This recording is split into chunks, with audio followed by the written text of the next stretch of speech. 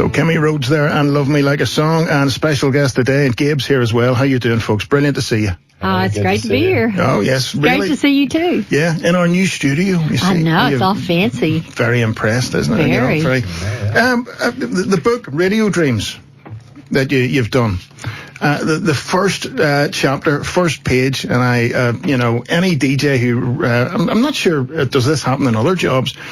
Joe talks about a nightmare where he's on the air, but finds himself out of the studio, and the record runs out, and there's what we call dead air. There's silence, and he can do nothing about it.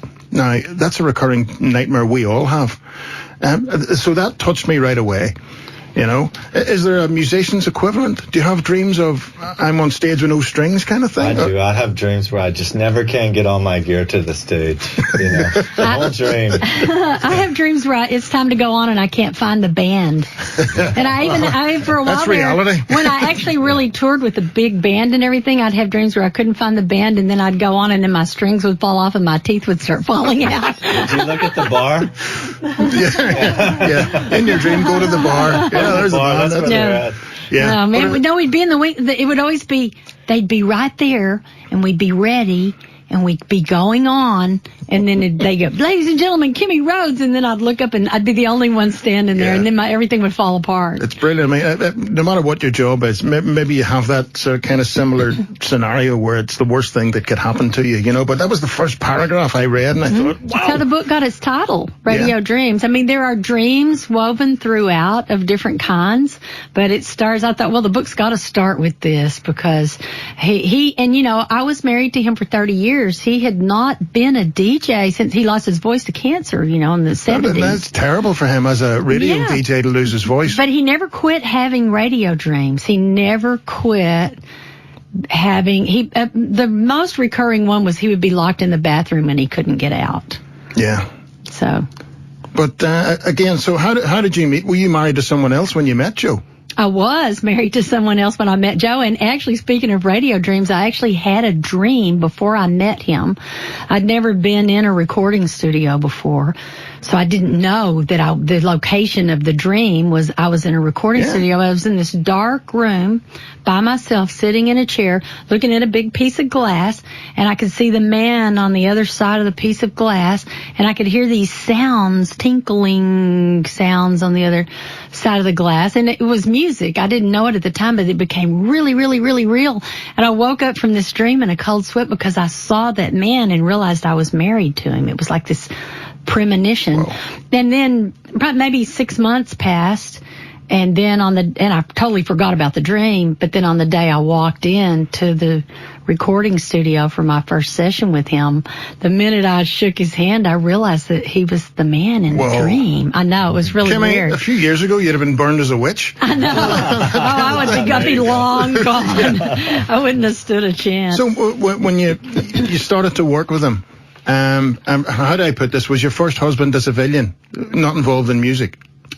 Well, he was, we didn't live in the same town. Hey, I guess he had kind of played some guitar, and, you know, we'd been hippies and a lot of years before and stuff, but he didn't play in a band. He wasn't involved in music or anything. We actually had a greenhouse business, but, you know, it was You had a greenhouse business? Yeah. Dear me. I was a florist for 17 years, because I started singing when I was 6 years old. Whoa. So when they'd say, what do you want to grow up to be? I didn't say I want to grow up to be a singer, because I already was one. Yeah.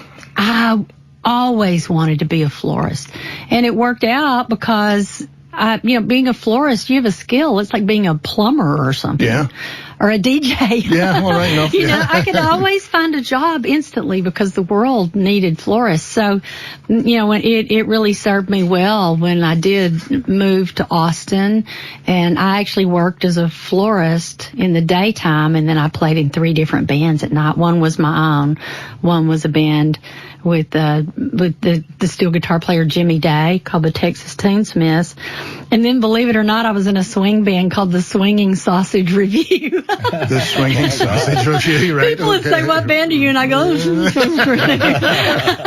That is brilliant. Wasn't that brilliant? So, when you sort of got to work with Joe, did the relationship get going fairly quickly?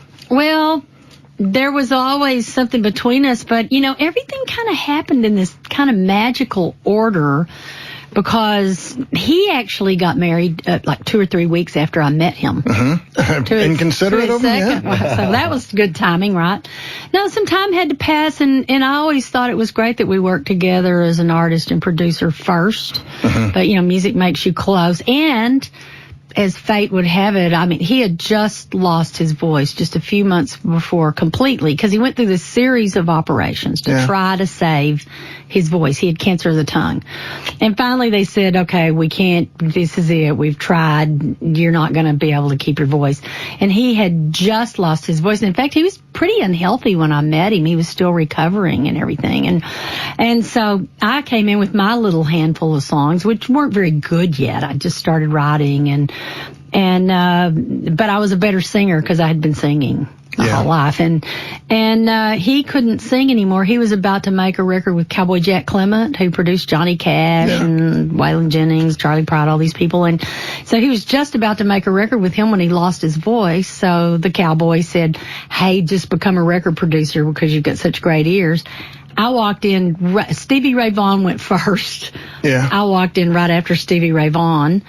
And became the singer that sang his songs. My first 45 was of the songs that he couldn't sing because he just lost his voice. So I kind of became his voice in a lot of ways, and we just had this really symbiotic relationship because he needed me and I needed him, and I don't know if a showbiz relationship would work out for me that well now. Yeah. But it was just so built from the ground up, and it was just the timing was perfect, and it was just so perfect that it all worked out for both of us. I love the book because it's filled with little stories and anecdotes that anyone in the music business or DJing, whatever, can identify with. I love Thank you. I love the story about when you come back from Europe, broke. But you'd received the check. You'd received a check from Winona Judd's people because she was going to record one of your songs. And you went into the restaurant and ran up a huge bill. I know. Well, we just had gotten so far out there the way we were living. We'd been touring in Europe. We'd been gone a long time. We did have something like €300 or something in our pockets. We had no dollars, and we had completely maxed out every credit card we had. Yeah. And so we went to familiar. It's rock and roll. So we went to pick up the check. They said as soon as we're sure the song is on Winona's record, we'll give you an advance. So we had just picked up a check for like $7,000 or something. I can't even remember what it was. And we were celebrating. We went to dinner. We were just doing the same thing we've been doing in France. We were drinking champagne and eating all this food and everything. We got to the end of the meal and realized that we couldn't put it on a credit card. We didn't have one dime of dollars currency in our pockets. And so, but at that point, we kind of had a little bit to drink. So we were joking about, hey, will you take euro and showing them the check and bragging about our new Winona Judd cut. But the thing is they were not amused. But there was this woman that was sitting across from us she was a pianist, a concert pianist, and her husband had passed away. And she was sitting there eating dinner by herself, and she was so amused with our shenanigans that she actually offered to pay for our meal. But what I did was I went and called Gracie's brother and got him to put it on his credit card, and then we cashed our check and paid him. Well, I don't know if we ever paid him back or not. I was going to write that. That's a great example of, because it's a dual memoir. I was thinking, I have to write that story. And then as I was going through all these things that Gracey had written, I found that was like, oh, good, I don't have to write that when he did it. It's a great story. But funny, I have actually been out with artists and they'll say the same. No, but my album's number one, and and they're in a bar and I can't buy a drink because the royalties won't come through for 6 months. Right. But that's me in the chart. Look, Can I share one of my? One of my favorite stories from the book? Okay, so what is supposed to be one of the saddest chapters of the book early on is called Getting and Losing Cancer, and he'd written his whole memoir about his first journey through cancer. Except he's this crazy person who's traveling with a band, and he's in the music business, and it's kind of the Texas versus Nashville days in music. So he's representing this act, and he's gone to Nashville And he hasn't lost his voice yet, but he's phoning his doctor the whole time they think, it might be cancer, right? Mm-hmm. So the whole time he's trying to figure out, is this cancer, and just can't believe it. He's in Nashville, and he's at this records executive's office, and the record executive makes him really mad with something that he says. So he stands up, in his cowboy boots from Texas, and says a word that I won't say on the radio, and goes charging out of the record executive's office, and decides he's going to jump in his Cadillac and drive straight to Sun Studios in Memphis down the road. Well, that's like 4 hours away. Yeah. So he gets in his car, pedal to the metal. He's headed to Sun just to be near something real where they made great records and get out of Nashville. But he gets just outside of Nashville, realizes that he's not going to still be mad enough by the time he drives there. So he turns his car around, drives to the airport, gets on a plane, and flies to Memphis. So he'll still be mad when he gets there. That's the man I was in love with. Yeah, keep the rage, I don't want to calm down by the time I get there. I couldn't believe it when I ran across that. That is great. So the book is Radio Dreams, and again, I said, if you're in the entertainment at all, it's a great read. It's a great read even if you're not. It's just full of human stories. Well, and you can pick it up. They're like short stories because they're memoirs, and they're all separated by these little radio towers. So even if it's like the Bible, some people just pick it up in the middle and read something. It's like that. You can pick it up anywhere and just open it up and read a story. And there's John Lennonism there. It's like the Bible. No, it's amazing to me how many people have never read it from cover to cover. It's in every home, but nobody reads it. You can't dip in and out of it. Pick it up. Yeah, absolutely. But it's full of. It's not all showbizy stuff. It's human stories. It's really good. It's a Radio Dreams in Conversation. That's the Waterfront on Friday with Ralph McLean. That's right. That's going to be great. Yeah. That's just a couple more days now. So I hope people will come out. But I promise it's not going to be all talking. Although there are a lot of great stories, and it is really but you fun can to talk. do. We're going to you're different. Plenty of songs too. Yeah. It's going to be a lot of entertainment. So I hope people come see us. I'm excited about being at the Waterfront Studio too. Yeah. Oh, it's a lovely venue. Mm-hmm. And Gabe, again, in the book, you're wearing a Ramones T-shirt. So has the rest of your life been one of frustration because you actually have to play more than 3 chords? No, not at all. Yeah, just wondered. I've always loved the Ramones, and I still do. Yeah, nothing wrong with that. Yeah. They definitely. I think I was like 8 years old in that picture. Yeah. But still, it shows good taste. A little hooligan-looking guy in that picture. I went to see the Ramones once, and I was squeezed against the PA stack, and I was deaf for 2 days. Yeah. Seriously, it was ridiculous. Yeah, it was really bad. Okay. Talk about a radio dream. Yeah. So listen, you're going to sing a song for us. Yes, and it's going to be called Radio Dreams. Oh yeah, go ahead. I've been working on all these things. I've been working on the book and this audio documentary that's going to be out in the fall. That's a companion that utilizes all these things. A 12-hour film documentary event at the Country Music Hall of Fame that's going to be up for 3 years. And I went, wait a minute, I'm a songwriter. I've done everything but write a song. So we wrote this song. Brilliant. Called Radio Dreams.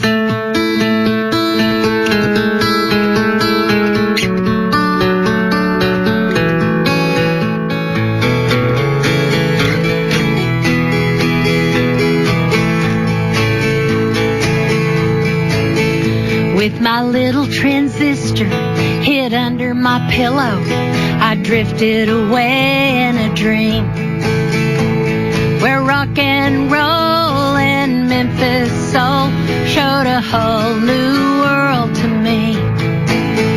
I'd wake up with the song rolling round in my head, feeling a groove I'd never forget. I felt a change coming over me, dreaming my radio dreams. Radio dreams, radio dreams. I've been tuning in all of my life to my radio dreams. Radio dreams, radio dreams. I've been tuning in all of my life to my radio dreams. I bought a guitar, played Beatles and Stones, and soon I was making up songs of my own. I started to be who I wanted to be, dreaming my radio dreams. Radio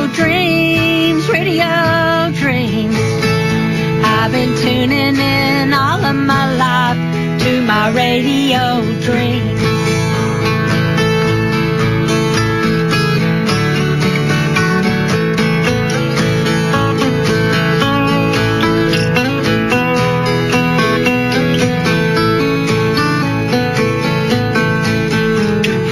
Dashboard speakers of my Chevy one day, the magic came drifting in on the airwaves. I heard my own voice coming back to me, singing my radio dreams. Radio dreams, radio dreams. I've been tuning in all of my life to my radio dreams. Radio dreams, radio dreams. I've been tuning in all of my life to my radio dreams.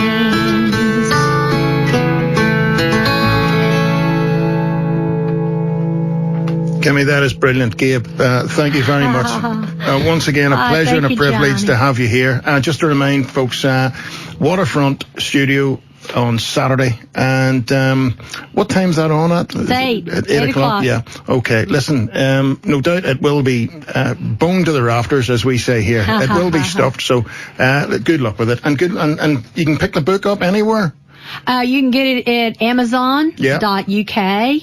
I've got it on my website. There's a link to it, KimmieRhodes.com. Plus, there's all kinds of information about it there and pictures, and I even have an archives section there where you can see things that I wasn't able to put in the book. Oh, even better. Go to KimmieRhodes.com or go to Amazon.uk or come to the gig and I'll sign one for you. Yeah, certainly. Okay, listen, thanks, folks. Thanks once again. Thank you, John.